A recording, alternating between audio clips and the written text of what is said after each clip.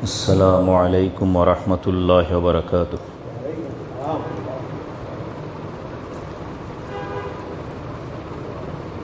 الحمد لله نحمده ونستعينه ونستغفره ونؤمن به ونتوكل عليه ونعوذ بالله من شرور أنفسنا ومن سيئات أعمالنا. من يهده الله فلا مضل له ومن يضلله فلا هادي له. ونشهد أن لا إله إلا الله وحده لا شريك له. ونشهد أن سيدنا ونبينا ومولانا محمدا عبده ورسوله. أما بعد فقد قال الله تعالى عز وجل في كلامه المجيد وفرقانه الحميد في شان حبيبه ونبيه مخبرا وآمرا: إن الله وملائكته يصلون على النبي يا أيها الذين آمنوا صلوا عليه وسلموا تسليما. صلى الله على سيدنا محمد وآله وأصحابه وسلم. صلى الله على سيدنا محمد وآله وأصحابه وسلم. بلغ العلا بكماله كشف الدجى بجماله حسنت جميع خصاله. صلوا عليه وآله. إن نلت ريح الصباح يوما إلى أرض الحرم. بلغ سلامي روضة فيها النبي المحترم. بلغ العلا بكماله كشف الدجى بجماله حسنت جميع خصاله. صلوا عليه وآله. أكبادنا مجروحة من صيف هجر المصطفى. طوبى لأهل بلدة فيها النبي المحتشم. بلغ العلا كشف الدجى بجماله حسنت جميع خصاله. صلوا عليه وآله. يا مصطفى يا مجتبى ارحم على عصياننا. مجبورة أعمالنا طمعا وذنبا بالظلم. بلغ العلا كشف الدجى بجماله حسنت جميع خصاله. صلوا عليه وآله. أما بعد. মোহতারাম মুআজ্জাজ অত্র জামে মসজিদের মুসল্লিয়ান, আল্লাহ রাব্বুল আলামিনের দরবারে অসংখ্য শুকর আদায় করছি আল্লাহর প্রিয় নবী সরওয়ারে কায়নাত ফখরে মৌজুদাত রহমতুল্লিল আলমিন শফিউল মুজনিবিন সৈয়দুল আম্বিয়া ওয়াল মুরসলিন সৈয়দুনা ও নবীনা ও মৌলানা মুহাম্মদুর রসুল্লাহ সাল্লাল্লাহু আলাইহি ওয়াসাল্লামের দরবারে অগণিত বার দরুদ ও সালাম পেশ করছি আজকের এই পবিত্র বরকতময় জুমার দিনে। জুমার এই মসজিদ থেকে আমাদের সকলের আল্লাহর দরবারে প্রশংসা এবং তার নবীর দরবারে দরুদ ও সালাম পাঠ করাকে কবুল ও মঞ্জুর করুন, বলুন আমিন। বিসমিল্লাহির রহমানির রহিম। তাতাজাফা জুনুবুহুম আনিল মাদাজি'i ইয়াদউনা রাব্বাহুম খাওফান ওয়া তামআ ওয়া মিম্মা রাযাকনাহুম ইউনফিকুন। ওয়া আইযান ক্বালা আল্লাহু তাআলা ওয়া মিনাল লাইলি ফাতাহাজ্জাদ বিহি নাফিলাতাল লাক আসা আন ইয়াবআসাকা রাব্বুকা মাকামান মাহমুদা। সদাকাল্লাহু মাওলানাল আযীম ওয়া সদাকা রাসূলুহুন নবিয়্যুল কারীম। পবিত্র শাবানে মুআজ্জম এবং রমজানুল মুবারক এর সন্ধিক্ষণে আজকের এই পবিত্র জুমা আমরা ধীরে ধীরে পবিত্র রমজান শরীফকে মারহাবা জানানোর জন্যে, স্বাগত জানানোর দিকে আমরা যাচ্ছি। আল্লাহ আমাদের হায়াতকে যদি লম্বা করেন তাহলে আমরা পবিত্র রমজান শরীফ আমাদের জীবনে আরও একবার আমরা পেতে যাচ্ছি। আল্লাহর দরবারে লাখো কোটি শুকর এবং আল্লাহর দরবারে আশা যে আল্লাহ আমাদেরকে যেন রমজানে পৌঁছিয়ে দিন, আমিন। একটা দোয়া এই ক্ষেত্রে আছে, সেটা আমরা পড়ি সবসময়, আমাদের পড়া কর্তব্য, জরুরি, এবং একবার পড়ি।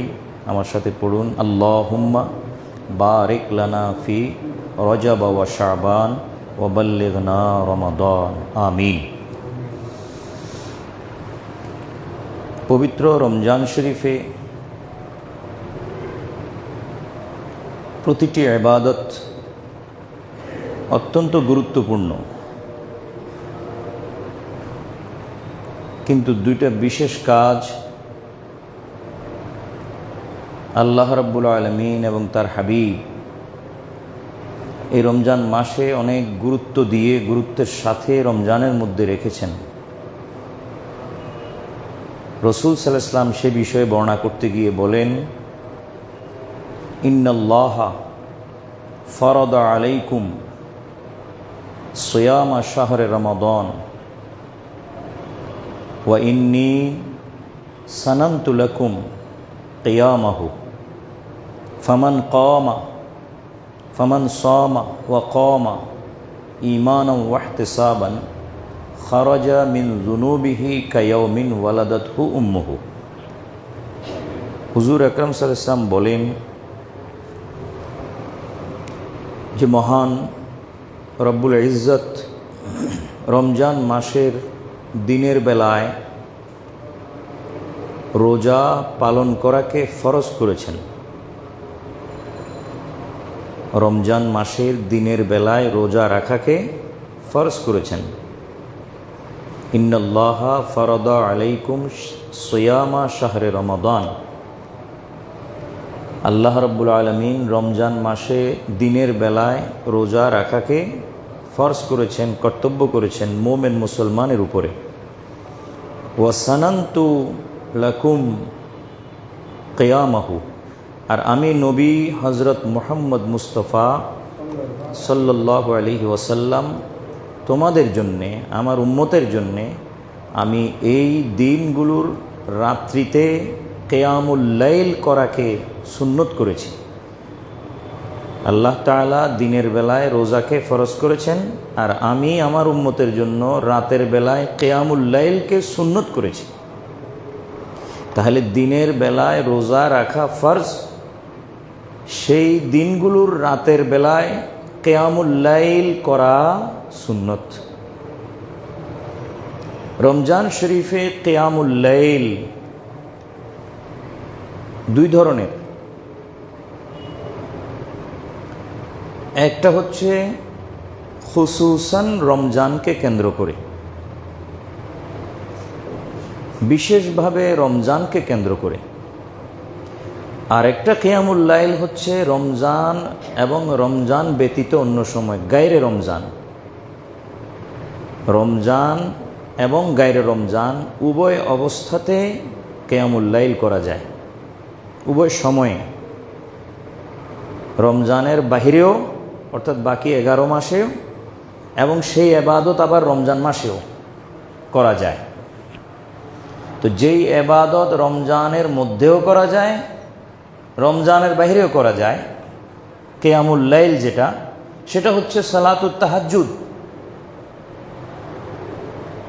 জি, আপনাদের বুঝে আসতেছে, সেটা হচ্ছে সালাতুত তাহাজ্জুদ। সেই তাহাজ্জুদ নামাজ রমজানেও পড়া যায়, অন্য সময়েও পড়া যায়। এটা হলো কিয়ামুল লাইলের মধ্যে ওই প্রকার, যে প্রকার ফি রমাদানা ওয়া গায়রিহি ওয়া ফি গায়রিহি, রমজানেও করা যায়, রমজানের পরে অন্য সময়েও সেটা করা যায়। এমন নয় যে যেই ইবাদত কিয়ামুল লাইল যেটা রমজানের বাহিরে করা যায় সেটা আবার রমজানে করা যাবে না, তা নয়। বরং রমজানের পরেও করা যায়, রমজানের মধ্যেও করা যায়। এমন কিয়ামুল লাইল হচ্ছে তাহাজ্জুদ। কিয়ামুল লাইল মানে হচ্ছে রাত্রিকালীন সময়ে আল্লাহর দরবারে দাঁড়ানো, রাত্রিকালীন সময়ে আল্লাহর দরবারে দাঁড়ানো। তো আল্লাহর দরবারে দাঁড়ানোটা কি? আল্লাহর দরবারে নামাজ আদায় করা। মানুষ যখন আল্লাহর সামনে দাঁড়াবে তখন এটা সুরত কি হবে? নামাজ। তো অতএব কিয়ামুল লাইল মানে হচ্ছে রাত্রিকালীন নামাজ, রাত্রিকালীন নামাজ। সে রাত্রিকালীন নামাজ দুই ভাগে বিভক্ত। একটা হচ্ছে খুসুসান রমজানের জন্যে, মানে রমজানকে কেন্দ্র করে। আর একটা হচ্ছে রমজান এবং গায়রে রমজান, রমজানের সময়ে অথবা রমজানের বাহিরে অন্য মাসে সময়ের মধ্যে কিয়ামুল লাইল করা, যেটাকে একসাথে বলা হয় সালাতুত তাহাজ্জুদ। আর রমজানের মধ্যে যে নামাজটা রমজানকে কেন্দ্র করে করা হয় বিশেষত, সেটাকে বলা হয় সালাতুত তারাবিহ। আমার মনে হচ্ছে এতটুকুনের মধ্যে আপনাদের দুই প্রকার নামাজের ব্যাপারে বুঝে আসছে। রমজানের মধ্যে দুই ধরনের কিয়ামুল লাইল করা হয়, আর রমজানের বাইরে এক ধরনের করা হয়, সেটা হলো শুধু সালাতুত তাহাজ্জুদ। রমজানের মধ্যে তাহাজ্জুদও পড়া হয় এবং সালাতুত তারাবিহও পড়া হয়। দুইটার দুই নাম হবে, কিন্তু দোনোটা ক্যাটাগরির দিক থেকে, ধরনের দিক থেকে দোনোটা সালাতুল লাইল বা কিয়ামুল লাইল, দোনোটাই কিয়ামুল লাইল। রসুল পাক সাল্লাল্লাহু আলাইহি ওয়াসাল্লামের সুন্নতের ভিন্নতায় যদি আদায় করেন, কি বলতেছি, রসুল পাক সাল্লাল্লাহু আলাইহি ওয়াসাল্লাম এবং খোলাফায়ে রাশেদা সাহাবীদের সুন্নতের ভিন্নতায় যদি আদায় করেন, দুইটার দুই নাম হবে। দুইটার কি নাম হবে? দুই নাম হবে। একটার নাম হবে সালাতুত তারাবিহ আর অপরটার নাম হবে সালাতুত তাহাজ্জুদ। দোনোটাকে একসাথে কিয়ামুল লাইল বলা হয়। এখন আসেন, রসুল সাল্লাল্লাহু আলাইহি ওয়াসাল্লাম যে হাদিসের মধ্যে বলছেন ওয়াসানানতু লাকুম কিয়ামা লাইলিহি বা কিয়ামাহু, যে আমি তোমাদের জন্য কর্তব্য করেছি, কর্তব্য নয় মানে সুন্নত, নিয়ম, আমি তোমাদের জন্য নিয়ম করেছি রমজান চলাকালীন সময়ের যে রাতগুলো, সে রাতে তোমরা কিয়ামুল লাইল করবে। সেটা হুজুর আকরাম সাল্লাল্লাহু আলাইহি ওয়াসাল্লাম এখানে কোন নামাজের প্রতি ইশারা করতেছেন? সালাতুত তারাবিহ। কিয়ামাহু, হুর মর্জা রমজান মাসের দিকে, কিয়ামাহু হুর মর্জা রমজান মাসের দিকে। ততএব রমজান মাসে যদি কিয়ামুল লাইল সুন্নত হয়, সেটা কোন নামাজ? সালাতুত তারাবিহ। তাহাজ্জুদ নয়। কেন তাহাজ্জুদ? এই জন্য নয় যেহেতু এখানে শুধুমাত্র রমজান বলেন নাই, তাহাজ্জুদ কিন্তু রমজান এবং গায়রে রমজান দোনো দিকে পড়া যায়। তাহাজ্জুদ রমজান গায়রে রমজান অর্থাৎ সারা বছর পড়া যায় বিধায় যে এই হাদিসে হুজুর যে বলেছেন সানান্তু লাকুম কিয়ামাহু, তোমাদের জন্য কর্তব্য এই সুন্নত করেছি এই মাসের কিয়ামুল লাইল। তো এই মাস বলে যে হুজুর ইঙ্গিত করলেন একটা বিশেষ মাসের দিকে, আর যে মাসের নাম বলেন না রমদান, সেই মাসে তাহাজ্জুদ তো পড়া হয়ই, এবং তাহাজ্জুদ অন্য মাসেও পড়া হয়, কিন্তু তারাবি কি অন্য মাসে পড়া হয় না? তারাবি পড়া হয় শুধু রমজান মাসে। তারাবি রমজান কেন্দ্রিক একটা আমল। তারাবির রাকাত সংখ্যা কত? 20। তারাবির রাকাত সংখ্যা 20 কেন? তারাবির রাকাত সংখ্যা 20 কেন, এই নিয়ে কথা আছে, যুক্তিও আছে। এই নিয়ে রসুলে পাক সাল্লাল্লাহু আলাইহি ওয়াসাল্লামের সুন্নতও আছে, এবং কি আছে, এটা 20 হওয়ার পিছনে যুক্তিও রয়েছে, সেদিকে পরে আসতেছি। কিন্তু সালাতুত তারাবিহ যে রসুলে পাক সাল্লাল্লাহু আলাইহি ওয়াসাল্লামের সুন্নত, হ্যাঁ, ওয়াসানান্তু লাকুম, আমি তোমাদের জন্য কি করেছি? সুন্নত করেছি। সেটা কি? কিয়ামাহু, সব লাইলাতুল আপনার লায়ালি রমজান, লাইলাতুল লায়ালি রমজান, রমজানের প্রতিটি রাতে কিয়ামুল লাইল করা আমি তোমাদের জন্য সুন্নত করেছি। সে কিয়ামুল লাইল রসুলে পাক সাল্লাল্লাহু আলাইহি ওয়াসাল্লাম 3 দিন 3 রাত, কোনো রাওয়ায়াতে 2 রাত আদায় করেছেন। কয় রাত? 2 রাত। আজকে আমরা গুনিয়াতুত তালিবিন পড়ব। হযরত আব্দুল কাদের জিলানী রাদিয়াল্লাহু তাআলা আনহুর বিখ্যাত কিতাব, যেটা আপনাদের ঘরে ঘরে অনেকের বাসায় বাংলাতে আছে, গুনিয়াতুত তালিবিন। বড় পীর আব্দুল কাদের জিলানী রাদিয়াল্লাহু তাআলা আনহুর কিতাব গুনিয়াতুত তালিবিন। গুনিয়াতুত তালিবিন কিতাবের মূল নাম হচ্ছে, আমি আরও কয়েকবার আপনাদেরকে বলেছি, এটার মূল নাম হচ্ছে আল গুনিয়াতু লিতালিবি তারিকিল হক। আল গুনিয়াতু লিতালিবি তারিকিল হক, এটা এত লম্বা নাম মানুষে পড়তে চায় না, সংক্ষেপে বলে গুনিয়াতুত তালিবিন। গুনিয়াতুত তালিবিনে বড় পীর আব্দুল কাদের জিলানী রাদিয়াল্লাহু তাআলা আনহু বিষয়টাকে তাহকিক করেছেন। তাহকিক মানে বিশ্লেষণ। তাহকিক শব্দের অর্থ, বাংলা অর্থ হচ্ছে বিশ্লেষণ। উনি এটাকে বিশ্লেষণ করেছেন। আব্দুল কাদের জিলানী রাদিয়াল্লাহু তাআলা কত হিজরির মানুষ? 550 হিজরির মানুষ। এখন কত হিজরি চলে? 1447 হিজরি। তো কত আগের মানুষ? প্রায় 100-র কাছাকাছি। 900 কত বছর আগের মানুষ। তো 900 কত বছরের আগের মানুষ, ইনি পিওর হওয়ার ক্ষেত্রে কোনো সন্দেহ আসেনি। হ্যাঁ, বর্তমান যুগের মানুষের তুলনায় 900 বছর আগের মানুষ খাঁটি, নাকি 900 বছর পরের মানুষ খাঁটি? 900 বছর পরের মানুষ ভেজাল, 900 বছর আগের মানুষ খাঁটি। অতএব যদি উদাহরণ নিতে হয়, মেসাল নিতে হয়, তাহলে আমরা কি পিছনের লোক থেকে মেসাল নিব, নাকি আমাদের সামনে যেগুলো আসতেছে আমাদের ফুতনাতি, তারপরে এদের থেকে মেসাল নিব? মেসাল নিব সবসময় আমরা পিছনের থেকে। উপমা নিব সবসময় কোত্থেকে? পিছনের থেকে। তো আব্দুল কাদের জিলানির উপরে এ যাবৎকালে উপমা দেওয়ার মতো আর দ্বিতীয় আরেকজন লোক আলমে মেসালের ভিতরে নাই। কথা বুঝে আসছে ভাই? নাই। আব্দুল কাদের জিলানিকে বড় পীর বলা হয়, এমনি এমনি বলা হয় না। বড় পীর উনি এমনি এমনি হন নাই, তার উপর কোনো পীর এই পর্যন্ত নাই। তার দস্তখতে বাকি পীরগুলো পীর হয়েছে। হ্যাঁ, তো উনি যদি বিষয়টা তাহকিক করে লেখেন, তো উনি তো নিজে আমল করে তারপরে না বড় পীর হয়েছেন। যেটা তাহকিক করছেন, বিশ্লেষণ করে কিতাবে লিখছেন, কি মনে হয় সেটার উপরে উনার নিজের ব্যক্তিগত আমল ছিল কিনা। আমল না থাকলে উনি আমল করবেন একটা, তো কিতাবের মধ্যে কি আরেকটা লিখবেন? উনি আমল করবেন 14 রাকাত, কিতাবের মধ্যে উনি 30 রাকাত লেগে থুইবেন, এরকম হবে না। উনি যা আমল করছেন তাই উনার কিতাবে আসবে, উনার কিতাবে যা আসবে তাই উনার আমল হবে, ঠিক কিনা? এটা উনি বলে উনি নয়, আমরাও তো সেরকম। আমরা যা বইতে লিখবো বা ভাষণে বক্তব্যে বলবো সেটাই আমার কাজ হবে, আর আমার কাজ যেটা হবে সেটাই আমি ভাষণে বলবো, এর ব্যত্যয় তো কিছু হবে না। ততএব আব্দুল কাদের জিলানী কি ব্যাখ্যা করছেন শুনেন। ওয়া সালাতুত তারাবিহে সুন্নাতুন নবী সাল্লাল্লাহু আলাইহি ওয়াসাল্লাম। ওনার লাইন, এবারত, আমি এবারত টু এবারত পড়তেছি, পুরোপুরি এবারত বিশ্লেষণ। আপনারা যখন আমি তর্জমা বলে দিব তখন আপনাদের বুঝে চলে আসবে উনি কি বলতে চাচ্ছেন। শেখ আব্দুল কাদের বলেন না জিলানী, বলেন ওয়াসসালাতুত তারাবিহে, একটু কমাই দাও হালকা, একদম হাতের ইশারায়, বেশি কমবে না, ওই পাশেরটা, হ্যাঁ ওইটা কমবে, বাড়বে না। ওয়াসসালাতুত তারাবিহে, তারাবিহের নামাজ সুন্নাতুন নবী সাল্লাল্লাহু আলাইহি ওয়াসাল্লাম, এটা হলো নবী পাক সাল্লাল্লাহু আলাইহি ওয়াসাল্লামের সুন্নত। এটা যে নবী পাকের সুন্নত এখন আর কোনো সন্দেহ আগেও ছিল না, এখনও নাই। আর আব্দুল কাদের জিলানী যখন বলতেছেন, সন্দেহের সব কিছুই কী হয়ে গেছে, বাহির হয়ে গেছে। সাল্লাহা লাইলাতান ওয়াকিলা লাইলাতাইন ওয়াকিলা সালাসান। আব্দুল কাদের জিলানী বলেন রাদিয়াল্লাহু আনহু, রাসূল সাল্লাল্লাহু আলাইহি ওয়াসাল্লাম এই নামাজটা এক রাত্রি পড়ছেন, কেউ কেউ বলেন 2 রাত্রি পড়ছেন, কেউ কেউ বলেন 3 রাত্রি পড়ছেন। কথা বুঝে আসে, বুখারী শরীফে 3 রাত্রির রেওয়ায়েত আছে যে রাসূল সাল্লাল্লাহু আলাইহি ওয়াসাল্লাম এই নামাজটা কত রাত্রি পড়ছেন,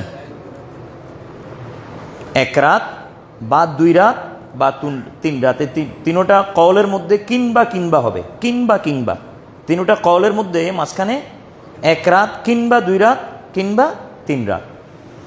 সুম্মান তাজারু ফালাম ইয়াখরুজ,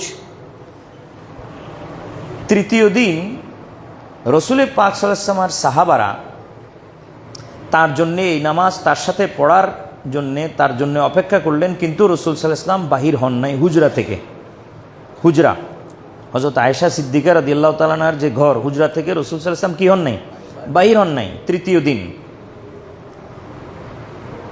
ওয়াকালা, এবং বললেন পরে যখন তাদের সাথে দেখা হলো সাহাবাদের সাথে, কি বললেন, লাউ খারাজতু লা ফুরিজাত আলাইকুম, যে আমি যদি বাহির হইতাম ধারাবাহিকভাবে 3 দিন, আমি যদি বাহির হইতাম ধারাবাহিকভাবে 3 দিন, এবং ধারাবাহিকভাবে 3 দিন তোমাদেরকে নিয়ে যদি নামাজ আমি এটা আদায় করতাম, তো আমি তো আগে হাদিসে বলছি সানান্তু লাকুম, আমি তোমাদের জন্য এই নামাজটা সুন্নত করেছি, কিন্তু আল্লাহ তাআলা দেখে রয়েছেন উপর থেকে, আমার সাথে তোমাদের 3 দিন ধারাবাহিকভাবে এই নামাজটা পড়ার কারণে লা ফরেজাত, তোমাদের উপর এটা ফরজ হয়ে যেত, সুন্নত থেকে দরজা উপরে উঠে ওটা ফরজ হয়ে যেত।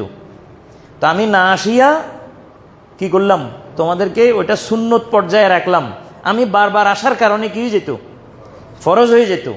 তা আমি ফরজ হওয়া থেকে এটাকে কি করলাম, মানে রক্ষা করলাম, এবং এটা কোথায় রাখি দিলাম, সুন্নত হিসেবে। হুজুর বলেন লাও খারাজতু, এটা একটা হাদিস আছে হযরত আয়েশা সিদ্দিকা রাদিয়াল্লাহু তাআলা, হাদিসটা পড়ি।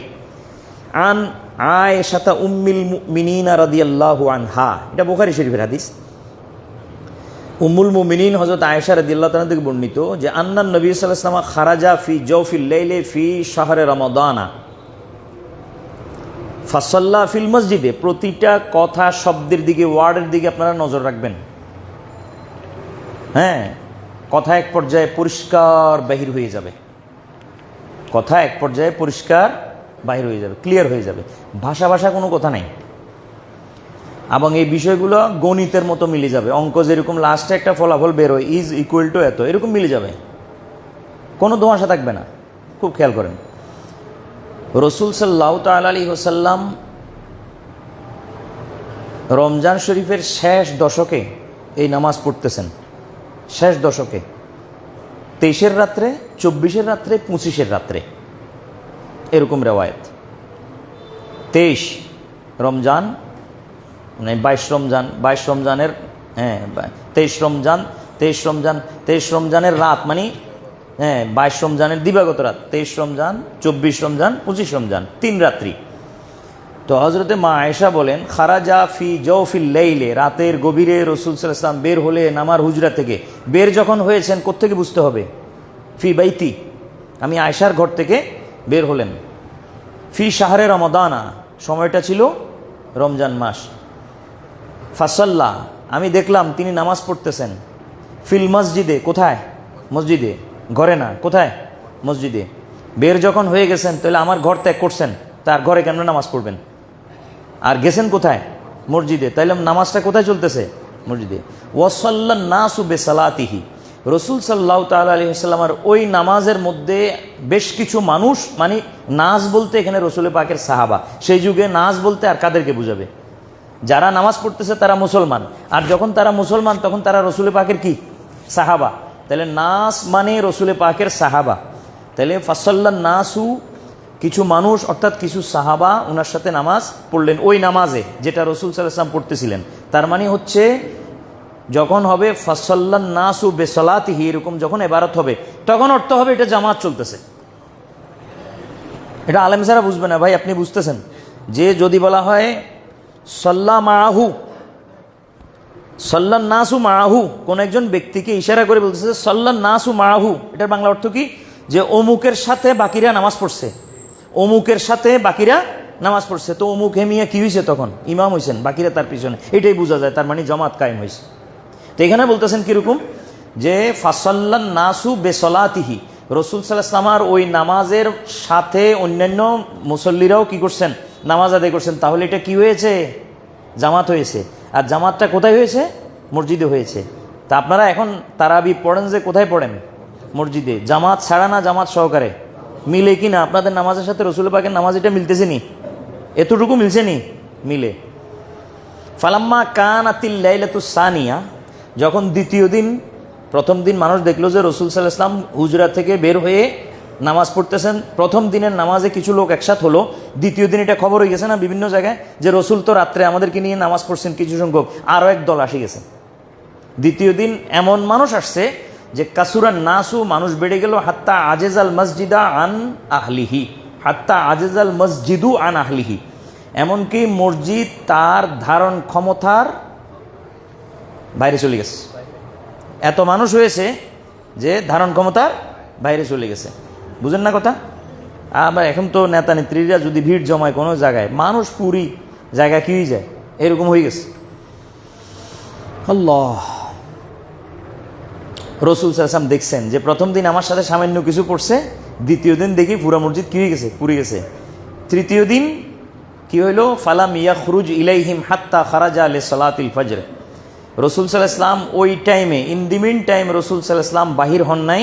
মানুষ ভর্তি তখন, তৃতীয় দিন, থার্ড ডে, কিন্তু রসুল সাল্লাল্লাহু আলাইহি ওয়াসাল্লাম এই নামাজ পড়ার জন্য কি করেন নাই? বাইর হন নাই। কতক্ষণে বাইর হয়েছেন? ফজরের সময় বাইর হয়েছেন। এতক্ষণে এই নামাজের ওক্ত কি হয়ে গেছে? চলে গেছে, শেষ হয়ে গেছে। ফজরের সময় বের হয়ে রসুল সাল্লাল্লাহু আলাইহি ওয়াসাল্লাম তাদেরকে বললেন যে ইন্নাহু লাম ইয়াখাফ আলাইয়া শানুকুমুল লাইলাতা, তোমাদের অবস্থা গত রাত্রের আমার অজানা নয়, আমি নবীর অজানা নয়। আমি দেখছি আমার হুজরা থেকে সব কিছু, আমি আমার হুজরা থেকে, হুজরার দরজায় দাঁড়াইলে পুরো মসজিদটা দেখা যায় কিনা? রসুলের পাক সাল্লাল্লাহু আলাইহি ওয়াসাল্লাম হুজরার দরজায় দাঁড়াইলে পুরো মসজিদটা দেখা যায়। তো হযরত আয়েশা সিদ্দিকা রাদিয়াল্লাহু আনহা ঘর থেকে রসুল সাল্লাল্লাহু আলাইহি ওয়াসাল্লাম পুরো মানুষ যে জমে গেছে এটা দেখছেন, কিন্তু দেখে শুনে জেনে বুঝে হুজুর বাইর হন নাই। হুজুর পরের দিন সকালে ফজরের নামাজ পড়তে তো বাইর হইতেই হবে, যেহেতু এটা ফরজ নামাজ। হ্যাঁ, তো বের হয়ে হুজুর সাল্লাল্লাহু আলাইহি ওয়াসাল্লাম তাদেরকে বললেন যে লাম ইয়াখাফ আলাইয়া শানুকুম আল্লাইলাতা, গত রাত্রিতে তোমাদের অবস্থা আমার অজানা নয়, আমি সব দেখছি গোচরে। তোমরা যে আমার জন্য অপেক্ষা করছো, কেউ কেউ গলাঝাড়া দিছো, গলাঝাড়া দিছো আমি বাইরে হওয়ার জন্য, এগুলো সব আমার জানা আছে, কিন্তু আমি বাইর কেন হই নাই?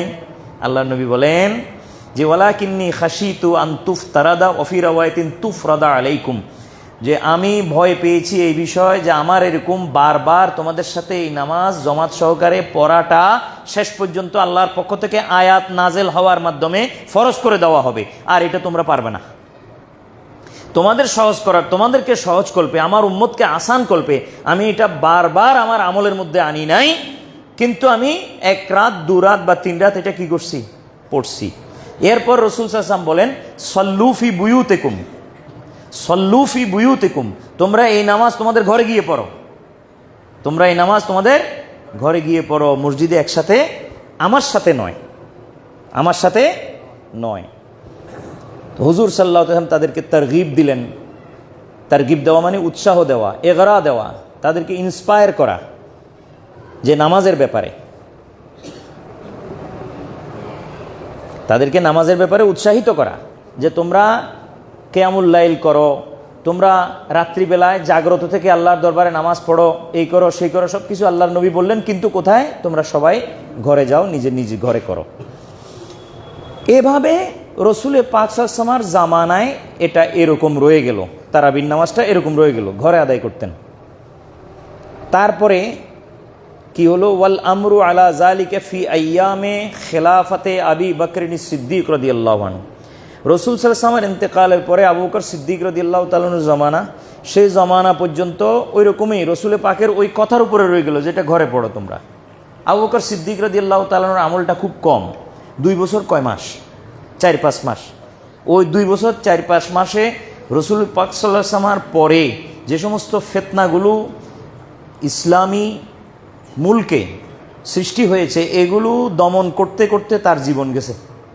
যেমন ভণ্ড নবীর উদ্ভব, জাকাতের অস্বীকারী, মুরতাদ হয়ে যাওয়া, ধর্মান্তরিত হয়ে যাওয়া, ধর্ম ছেড়ে ত্যাগ করে অন্য ধর্মে চলে যাওয়া, এগুলো এক একটা বলা মুসিবত যেগুলো আসছে, এগুলো ওনাকে দমন করা তখন ওনার উপরে ফরজ ছিল, কর্তব্য ছিল। তারাবির নামাজ পড়ার তুলনায়, তারাবির নামাজ জমাত সহকারে পড়ার তুলনায় এগুলো কী ছিল ওনার কাছে? ওই বিষয়গুলো মানে প্রায়োরিটি ভিত্তিতে, কেমন প্রায়োরিটি বেসিস, উনি কোন কাজ আগে করবেন সেটা আগে নিয়ে করতে করতে ওনার হায়াতও শেষ হয়ে গেছে। ওনার সময়ও তারাবির ব্যাপারে কি হবে না হবে এ বিষয়ে কোনো সিদ্ধান্ত দেওয়ার কি হয়নি, হ্যাঁ মানে সুযোগ হয়নি। পরবর্তীতে হযরত আবু ওমর ফারুক রাদিয়াল্লাহু তাআলা আনহু যখন আসেন, তখন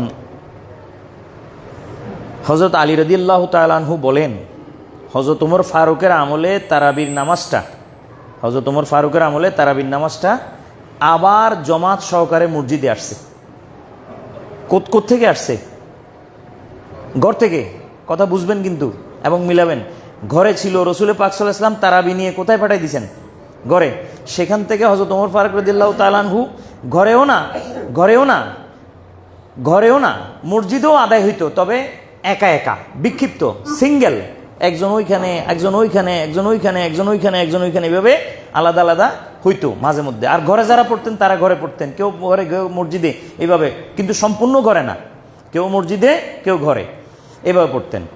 ওমর ফারুক রাদিয়াল্লাহু তাআলা আনহু এই তারাবিটাকে মসজিদে মানুষগুলোকে একদম কাঁচাই কুঁচাই, বলে না একটা কথা, কাঁচাই কুঁচাই, টানি আনি, এগুলোকে সবগুলোকে একজনের পিছনে দাঁড়া করে দেওয়া, এটা কোত্থেকে করলেন, কেন করলেন, সেই জবাব হযরত আলী রাদিয়াল্লাহু তাআলা আনহু দিয়েছেন। কে দিয়েছেন? হযরত আলী। কি বলেন?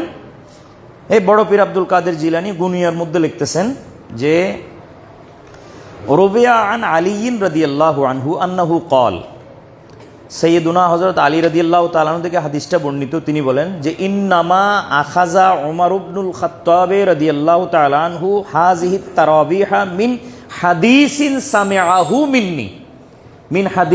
সামিআহু মিন্নি।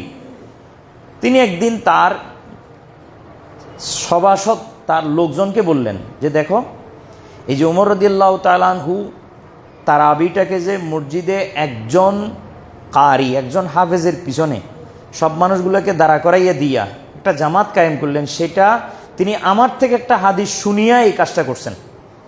হযরত ওমর বলেন যে, হযরত আলী রাদিয়াল্লাহু তাআলা বলেন যে আমার থেকে একটা হাদিস শুনছিলেন, সে হাদিসের পরিপ্রেক্ষিতে উনি এই কাজটা করছেন। তো তখন লোকেরা জিজ্ঞেস করে, ওয়ামা হুয়া ইয়া আমিরুল মুমিনিন, যে আমিরুল মুমিনিন হাদিসটা কি, যেটা আপনার থেকে শুনে হযরত ওমর রাদিয়াল্লাহু তাআলা এত বড় একটা কাজ করছেন, ওটা কি? তখন হযরত আলী তাদেরকে হাদিসটা বর্ণনা করলেন যে দেখো, সামিআতু রাসূলুল্লাহ সাল্লাল্লাহু আলাইহি ওয়াসাল্লাম ইয়াকুল, হাদিস কোনো আমার নিজের না, রাসূল সাল্লাল্লাহু আলাইহি ওয়াসাল্লামের হাদিস। আলী রাদিয়াল্লাহু তাআলা বলেন যে রাসূল সাল্লাল্লাহু আলাইহি ওয়াসাল্লামকে আমি বলতে শুনেছি, তিনি বলেন কি, ইন্না লিল্লাহি তাআলা হাওলাল আরশে মাওদিআন ইউসাম্মা হাজিরাতুল কুদস ওয়া হিয়া মিনান নূর, যে নিশ্চয়ই আল্লাহর আরশের চতুর্পার্শ্বে একটা বিশেষ জায়গা আছে, যে জায়গাটার নাম হলো হাজিরাতুল কুদস, জায়গার নাম হাজিরাতুল কুদস, হাদিরাতুল কুদস, এবং ওয়াহিয়া মিনান নূর, সেই জায়গাটা নূরানি জায়গা। এমনি সব জায়গায় নূরানি ওখানে, তবে এটা একটা বিশেষ নূরের জায়গা। ফিহা মালাইকাতুন লা তুহসা আদাদুহুম ইল্লাল্লাহ, সেখানে এমন কিছু ফেরেশতা আছেন যে ফেরেশতাগুলোর সংখ্যা কত একমাত্র আল্লাহ ছাড়া কেউ জানেন না। ইয়াবুদুনাল্লাহ তাআলা ইবাদাতান লা ইফতারুনা সাআতান, সেখানে তারা এমন ইবাদত করে যে র্যান্ডম ইবাদত, র্যান্ডম ওয়ারশিপ, এক মুহূর্ত, এক লামহাও তারা ইবাদত থেকে খালি থাকেন না। আমাদের তো এরকম না, আমার তো ইবাদত করব, আবার বাসায় চলে যাব, খালি হবে বোধ কতক্ষণ, তারপর আবার ইবাদতে আসব। কিন্তু এই ফেরেশতাদের ইবাদত চালু হবে, কিন্তু কি হবে না, বন্ধ হবে না, র্যান্ডম ইবাদত করে তারা। হ্যাঁ, তো কিন্তু তাদেরও খালি হয়, কখন হয়? হ্যাঁ, র্যান্ডাম ইবাদত তারা করে, কিন্তু এক সময় আসে একটু ফাঁক হয়, সেই ফাঁকটাই হচ্ছে সবচেয়ে বড় ক্লু। তো হজরত আলী রাদিয়াল্লাহু তাআলা বলেন, রাসূল সাল্লাল্লাহু আলাইহি ওয়াসাল্লামকে আমি বলতে শুনেছি যে ফাইজা কানা লায়ালি শাহরু রমাদান, যখন রমজান মাসের রাত আসে, রাতগুলা প্রতি রমজানের, হ্যাঁ, রমজানের প্রথমে রাত আসবে, চাঁদ দেখা যাওয়ার সাথে সাথে কি আসবে? রাত আসবে। তারপরে প্রথম রোজার দিন, যেদিন প্রথম রোজা শুরু করবেন আপনারা, আমরা, তারপর আবার দ্বিতীয় রোজার রাত, তারপর আবার দ্বিতীয় রোজার দিন, তারপর আবার তৃতীয় রোজার রাত, তারপর আবার তৃতীয় রোজার দিন, এইভাবে কন্টিনিউয়াস প্রসেসে চলবে। হ্যাঁ, রাত আগে আসবে, দিন। তো হজরত রাসূল সাল্লাল্লাহু আলাইহি ওয়াসাল্লাম বলেন যে যখন রাতগুলো আসে, রাতগুলো যখন কন্টিনিউ হয়, দিন অতিক্রম করে রাত যখন আসে, তখন ইস্তাজানু রাব্বাহুম, এই ফেরেশতারা আল্লাহর কাছে অনুমতি চায় যে তারা আর হাদিরাতুল কুদসে থাকবে না, তারা আর হাজিরাতুল কুদসে থাকবে না, সেখানে ইবাদত না করে কি করবে? আইয়ানজিলু ইলাল আরদে, তারা জমিনে অবতরণ করার অনুমতি চায় যে আল্লাহ আমাদেরকে জমিনে নামাই দেন। ফায়ুসাল্লুনা মা বনি আদম, এবং তারা বনি আদমের সাথে এসে নামাজ পড়ে। রমজানের রাতে তারা বনি আদমের সাথে এসে কি করে? নামাজ পড়ে। কথা খেয়াল করবেন তো, খেয়াল করেন, মেহরবানি করে খেয়াল করেন। হ্যাঁ, কথা খেয়াল করেন, এই জন্য যে এই কথাগুলো শোনার পরে উৎসাহ আসবে, আবেগ আসবে, আর আবেগে আপনার নামাজকে অত্যন্ত উপযুক্ত করে ফেলবে, আল্লাহ যদি করে। হ্যাঁ, আল্লাহরও মর্জি হইতে হবে। কথা বুঝে আসেনি? আল্লাহরও মর্জি হইতে হবে। নেগেটিভ পজিটিভ দোনোটা একসাথে না হলে তৃতীয় জিনিসের সৃষ্টি হয় না। সেই হিসাবে আপনারও আমারও আগ্রহ লাগবে, আর আল্লাহরও দান হইতে হবে, তবেই ইবাদত হবে উত্তম।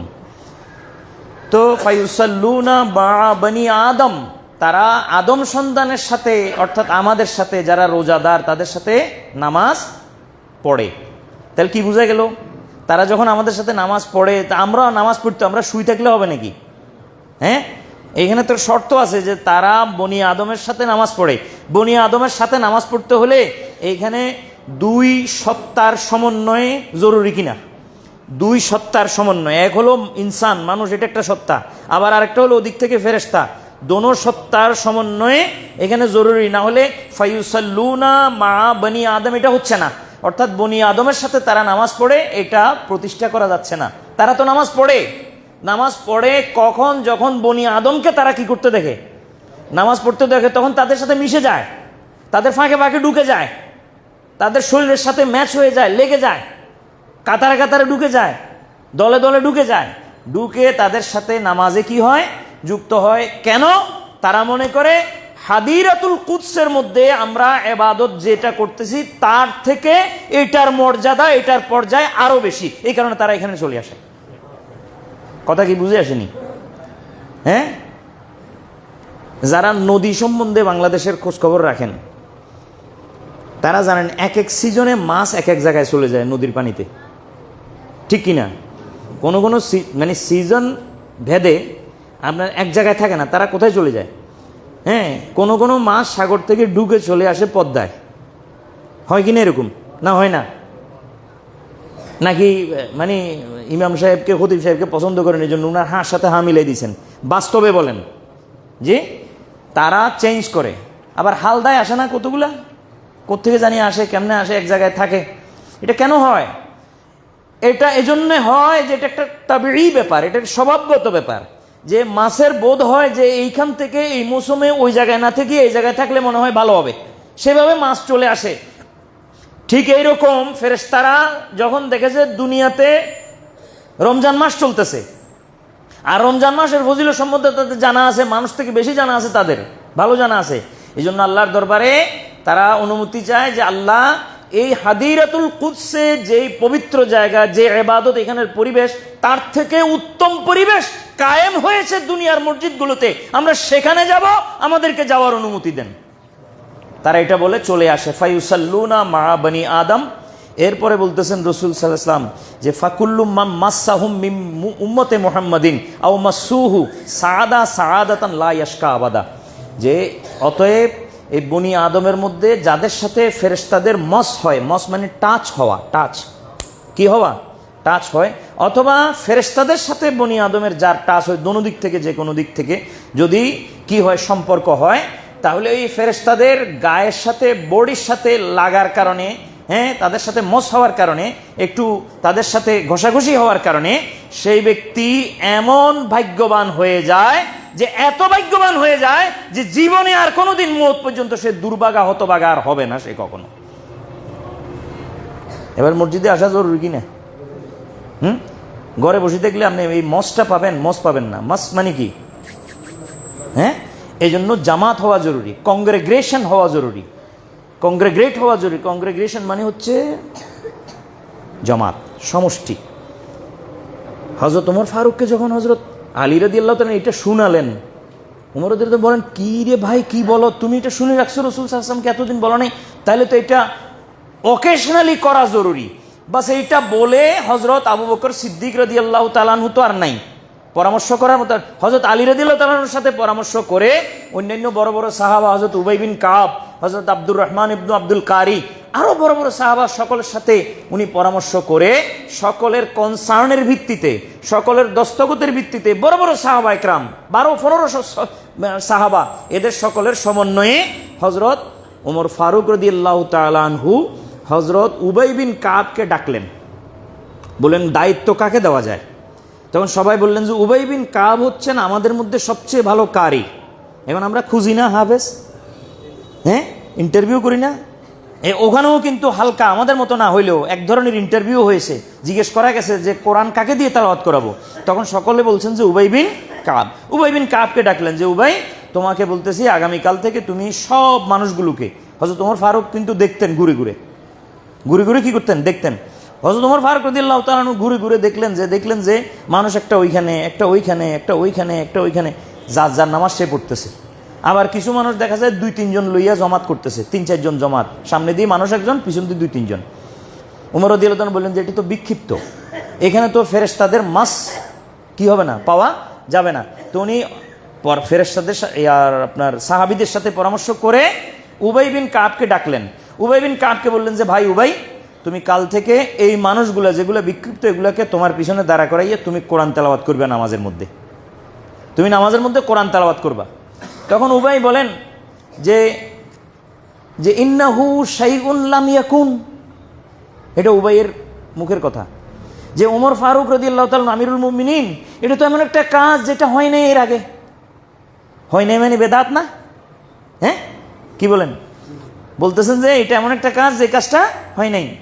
হুজুর হযরত ওমর রাদিয়াল্লাহু তাআলা তাকে বলছেন যে যে যে ইন্নান নাসা ইয়াসুমুনা আন নাহারা ওয়ালা ইউহসিনুনা আন ইয়াকরাউ, যে মানুষ রোজা রাখে দিনের বেলায়, কিন্তু ভালো কোরআন শরীফ রাতের বেলায় তেলাওয়াত করতে মানুষ পারে না।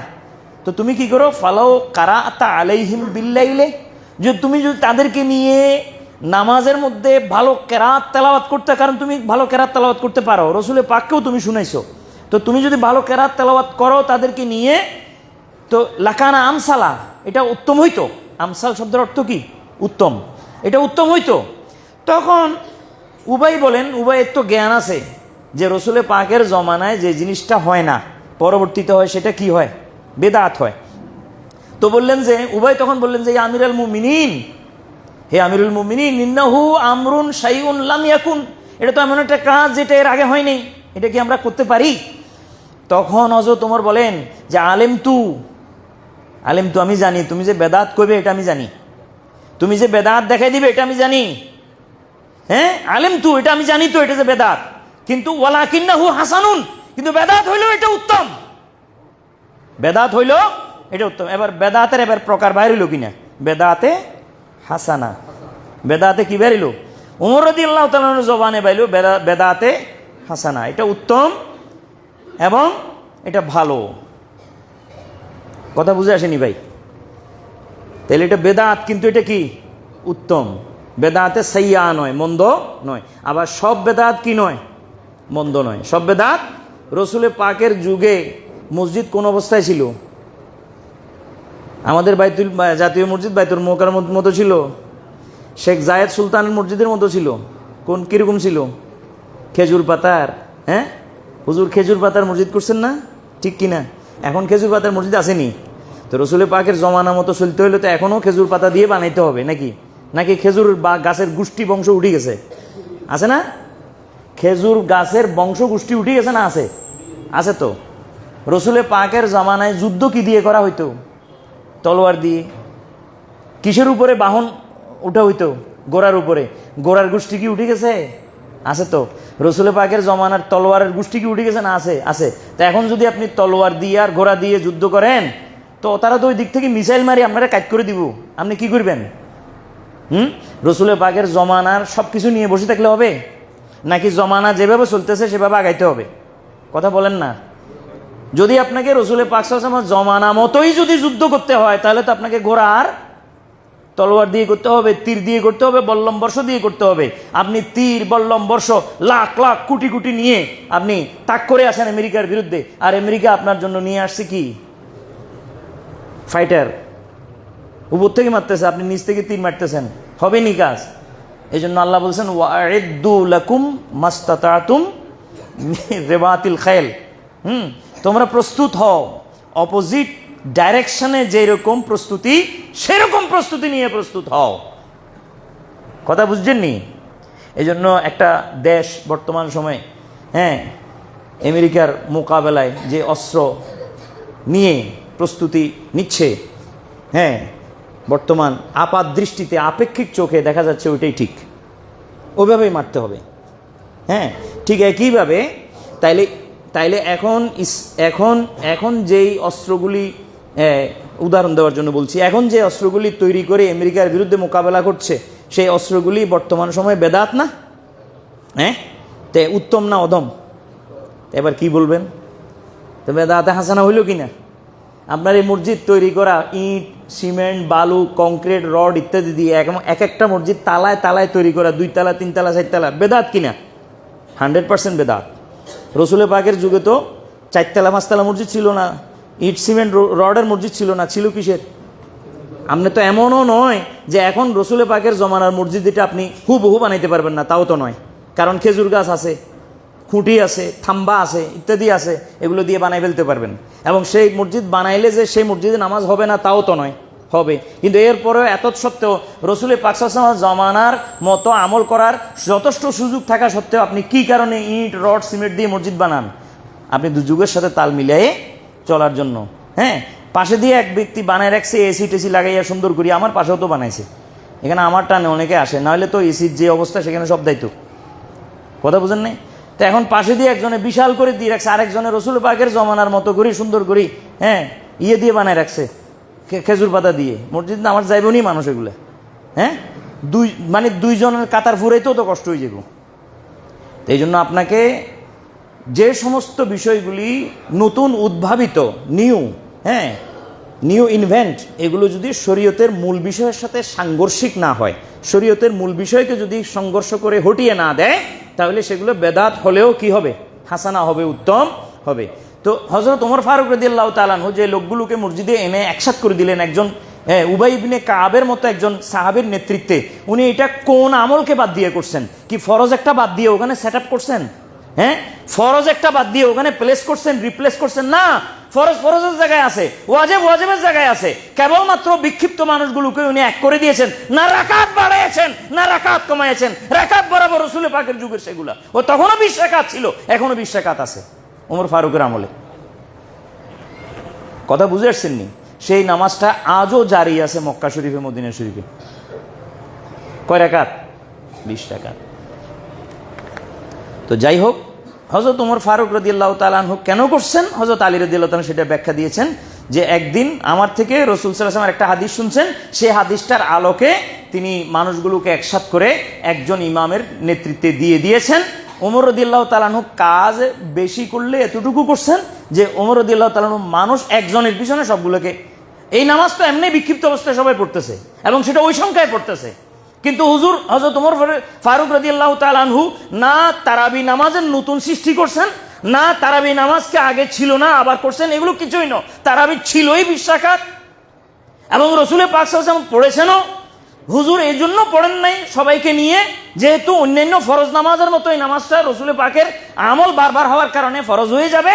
হুজুর ছেড়ে গেছেন এটা পরবর্তী উম্মতের জন্য, যে ওরা এই বিষয়ে ওরা নিলে, ওরা যদি 1000 জমাত সহকারে পড়ে এটা কোনোদিন ফরজ হবে না। ফরজ হয় নবীর আমলের দ্বারা, ওয়াজিব হয় নবীর আমলের দ্বারা। সেটা নবী করলে যাই, নবী হচ্ছেন শারের, নবী হচ্ছেন শরীয়ত দাতা।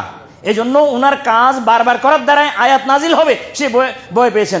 ওমর রাদিয়াল্লাহু তাআলা আনহু যদি কিয়ামত পর্যন্ত বয়স পেয়ে কিয়ামত পর্যন্ত প্রতি বৎসর সারা বৎসর, রমজান না শুধু, সারা বৎসরও যদি জমাত সহকারে মসজিদে উনি নামাজ পড়েন 20 রাকাত, কোনোদিন ফরজের আয়াত আসবে না। তো উনি করার দ্বারাই ফরজ হবে না, এটা কি থাকবে? সুন্নত থাকবে। বরং একটা বেদাত হয়েছে যে উনি এটাকে কি করছেন? জমাতবদ্ধ করছেন, এবং এটা বেদাতে কি হয়েছে? হাসান। এটা উনার মুখের জবানি। উমর রাদিয়াল্লাহু তাআলা এমন ব্যক্তি যার ব্যাপারে রাসূল সাল্লাল্লাহু আলাইহি ওয়াসাল্লাম বলেন, লাউ কানা বাদি নবিয়্যুন লাকানা ওমর, আমার পরে যদি কেউ নবী হবার ছিলেন, তাহলে এটা কোন পর্যায়ের মানুষ করছেন কে?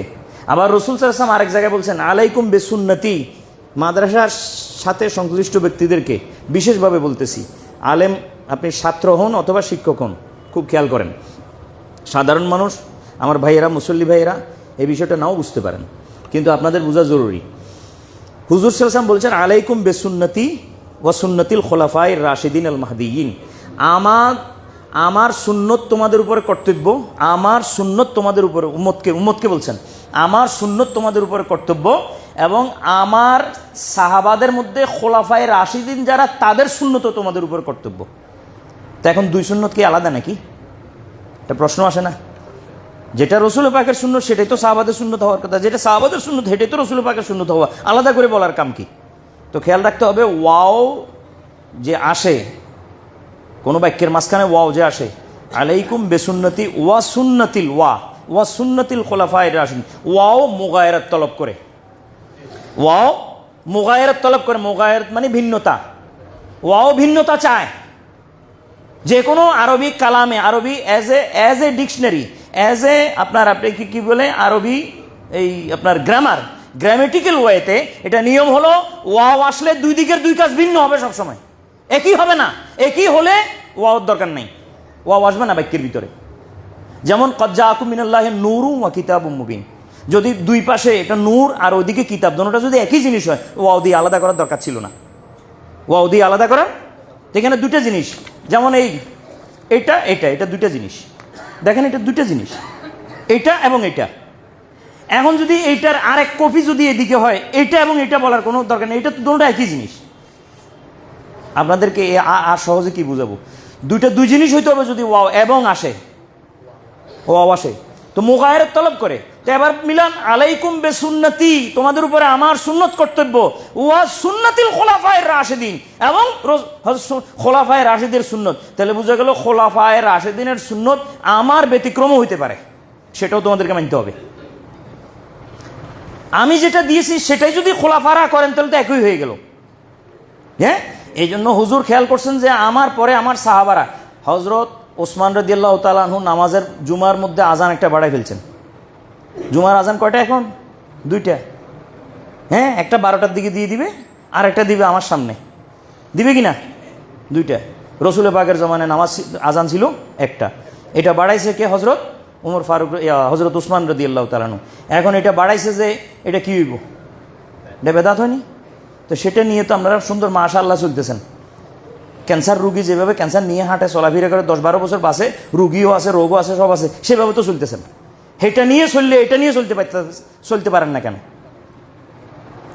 জুমার আজানের ব্যাপারে তো কেউ পর্যন্ত কিছু বললেন না যে জুমার আজান ডবল, 2টা, একটা সুন্নত আর একটা বেদাত, ঠিক কিনা? কোরআনে পাক জমা করা, একত্রিত করা, রসুল পাকের যুগে কোরআনে পাক একসাথে ছিল না? ছিল না। জমা করছেন কে? হযরত ওসমান রাদিয়াল্লাহু তাআলা। বেদাত হয়নি? অবশ্যই বেদাত হয়েছে। তো সেই বেদাত নিয়ে কেমনে থাকেন? কোরআন খুললেই তো বেদাত থেকে খুলছেন, কোরআনকে সুন্নত দিয়ে খুলছেন নি? কোরআনের ভিতরে যে নোক্তা, সদমত, জেদ, জবর, এগুলো কে লাগাইছে? হাজ্জাজ বিন ইউসুফ। তো দেখেন, কোরআন শরীফ তেলাওয়াত করা সুন্নত না?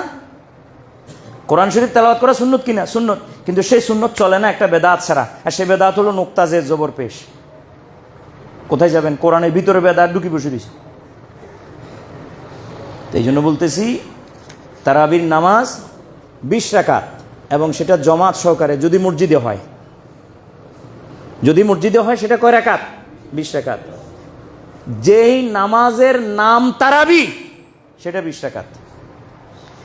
যে নামাজের নাম তাহাজ্জুদ সেটা 6 রাকাত 8 রাকাত। এই জন্য আমি শুরুতেই বলতে আপনাদেরকে বলেছি কিয়ামুল লাইল কয় প্রকার? 2 প্রকার। একটা রমজানে, গায়রে রমজানে, দোনো দিকে সারা বছর, সেটার নাম কি? তাহাজ্জুদ। আর যেটা রমজানে, রমজান খাসাতান লির রমজান লিশাহর রমাদান, সেটার নাম তারাবি। তারাবির সংখ্যা কত? 20। তাহাজ্জুদের সংখ্যা 8, 6, 12 যা পারে। তো তারাবি আর তাহাজ্জুদকে মিশানোর কোনো সুযোগ নাই, অবকাশও নাই। তাহাজ্জুদ তাহাজ্জুদের জায়গায়, তারাবি তারাবির জায়গায়। কেউ যদি বলে তারাবি এ তাহাজ্জুদ, তাহাজ্জুদে তারাবি, বুঝে নাই, মাথা মোটা, বেওকুফ, নালায়েক, দিন সম্বন্ধে জ্ঞান নাই, মুখস্থ কথা বলনেওয়ালা, ভাষা কথা বলনেওয়ালা, শুধু একটা হাদিসের নজরের দিকে রেখে কথা বলনেওয়ালা। হাদিস একটা নয়, বেশ কয়েকটা আছে, কথা বলতে হলে সব বলতে হবে। আর যে হাদিসটা নিয়ে আসে যে তারাবির নামাজ 8 রাকাত, সে হাদিসটা হযরত মা আয়েশা সিদ্দিকা থেকে শিখছে তারা, আমরাও শিখছি। কিন্তু আয়েশা সিদ্দিকা ওইটা কোন নামাজ বলছেন? ফি বাইতিহি, এটা ঘরের ভিতরে। আর যেটা তারাবি ওটা কোথায়? মসজিদে। এতক্ষণ যা বুঝাইলাম কাণ্ড কীর্তন সব কোথায় কথা? মসজিদের কথা। আর যেটা জিজ্ঞেস করছেন ওটা কোথায় কথা? ঘরের কথা। আর এটা কোন বাবে আছে? বুখারী শরীফে আবওয়াবুত তাহাজ্জুদ, বাবের নাম কি? তাহাজ্জুদ। আর কোন বাব? বাবু কিয়ামিন নবী সাল্লাল্লাহু আলাইহি ওয়াসাল্লাম বিল্লাইলি ফি রমাদান ওয়া গায়রিহি। বাবু কিয়ামিন নবী সাল্লাল্লাহু আলাইহি ওয়াসাল্লাম ফি রমাদান ওয়া গায়রিহি। রাসূল পাক সাল্লাল্লাহু আলাইহি ওয়াসাল্লামের কিয়ামুল লাইলের হিসাব রমজান এবং গায়রে রমজান দোনো দিকে। তো তারাবিকে গায়রে রমজানে আসেনি? রমজান ব্যতীত সময় তারাবি আসেনি? তাহলে এই নামাজ কি করে তারাবি হয়? এটা তারাবি নয়, এটা হলো তাহাজ্জুদ। এটা কি নামাজ?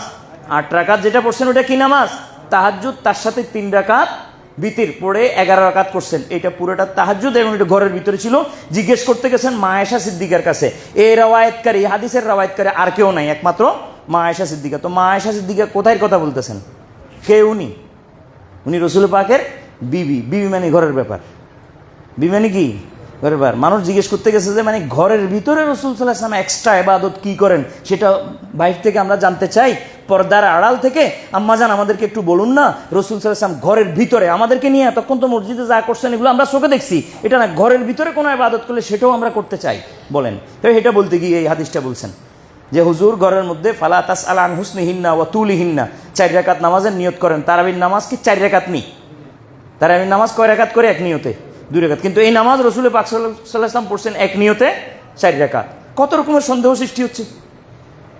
সন্দেহ অপনোদন করতে করতে আমাদের জান শেষ, দিন শেষ, বয়সও শেষ, তারপরেও সন্দেহের অবনোদন হচ্ছে না, শুধু সমস্যায় বাড়তেছে। কথা বুঝেননি?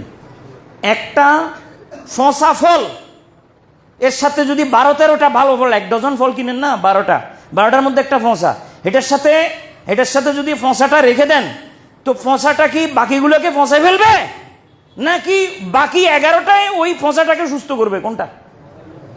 কেন, কি হয়েছে? বাকি 11টা সুস্থ, যে এগুলোর ওরা ধরে সুস্থ করে ফেলতে পারতেছে না, সমস্যা কি? এটা আপনারাও জানেন যে এটা কোনোদিন হবে না, বরং ফসা একটাই বাকি 11টাকে কি বলবে? ফসায় ফেলবে।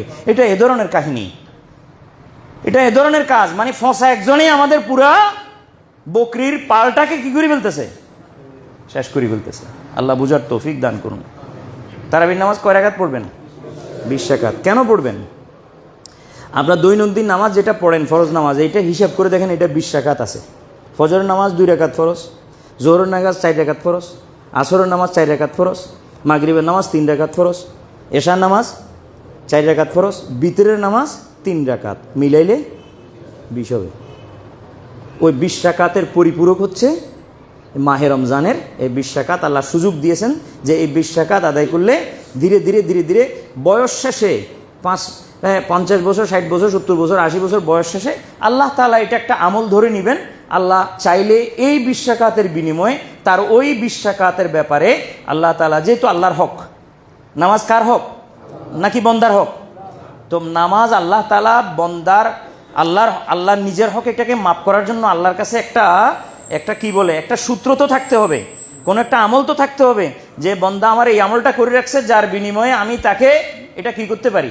তো এই জন্য এটা 20 রাকাত হওয়াটাই কি যুক্তিযুক্ত। আল্লাহ আমাদের সকলকে কবুল করুন, 20 রাকাত তারাবি পড়ার তৌফিক দান করুন, কানকে বন্ধ করিয়া। কারণ এদিক থেকে সেদিক থেকে কানের মধ্যে যদি শব্দ আসে তখন আমরা বিক্ষিপ্ত হয়ে যাব। আল্লাহ আমাদের সকলকে হেফাজত করুন এবং রমজান মাসে কিয়ামুল লাইলের তৌফিক দান করুন। আজকে একটু সময় বেশি নিয়ে নিয়েছি, এর জন্য ক্ষমা প্রার্থী, কিন্তু আপনাদেরকে আসল কথা বলার চেষ্টা করছি। আল্লাহ আমাদের সকলকে কবুল করুন। ওমা তৌফিক ইল্লা বিল্লাহ। সুন্নত আদা করে নিন।